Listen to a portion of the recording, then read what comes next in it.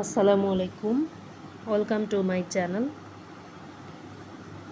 প্রথমে আমি আমের জেলি তৈরির জন্য আমটাকে খুব ভালো করে সবগুলো আম ধুয়ে নেব। আমগুলো ভালো করে ধোয়া হয়ে গেলে এরপর এটাকে আমি পানি ঝরিয়ে নেব এবং ছুরির সাহায্যে আমি আমগুলোকে খুব ভালোভাবে খোসা ছাড়িয়ে নিচ্ছি।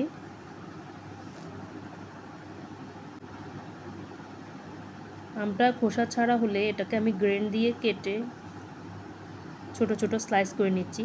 তবে এটা চাইলে আপনারা ছোট ছোট টুকরো করে নিলেও হবে, শুধু এটার রসটাই আমাদের প্রয়োজন। এরপর আমি এটাকে পানি দিয়ে ভিজিয়ে দিচ্ছি।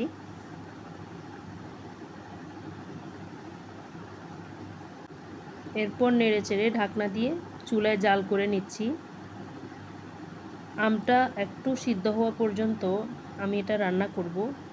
এটা আমি ফুটিয়ে নিয়েছি এবং নেড়েচেড়ে দিচ্ছি মাঝে মাঝে। আমটা একটু সিদ্ধ হওয়া পর্যন্ত রান্না করলেই হবে, একদম ফিনিশ হয়ে যাওয়ার প্রয়োজন নেই।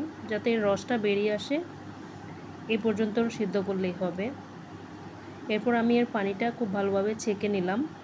এর পানিটাই মূলত আমাদের প্রয়োজন, আমটা আমাদের প্রয়োজন নেই।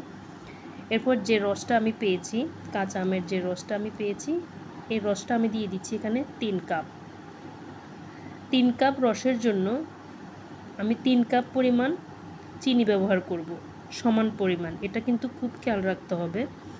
3 কাপ আমের রস, কাঁচা আমের সেদ্ধ করা রসটা এবং 3 কাপ চিনি। এরপর আমি এর মধ্যে দিয়ে দিচ্ছি একটু লেবুর রস, তবে আপনারা চাইলে এর পরিবর্তে ভিনেগারও ব্যবহার করতে পারেন।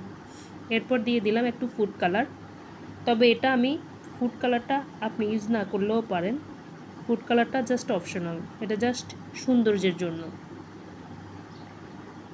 এরপর আমরা দেখব হাত দিয়ে এটা আঠা আঠা হয়েছে কিনা। আঠা আঠা হয়ে আসলে আমি এটা নামিয়ে একটা পাত্রে ঢেলে নেব, যে পাত্রে আমি এটা রাখবো। এটা প্রায় বসে যাবে, একটু ঠান্ডা হলেই এটা কিন্তু জেলি হয়ে যাবে একদম। এরপর আমি এটাকে ঠান্ডা করে ফ্রিজে রাখার কোনো প্রয়োজন নেই, 4-5 ঘন্টা পর এটা এমনি ঠান্ডা হয়ে যাবে।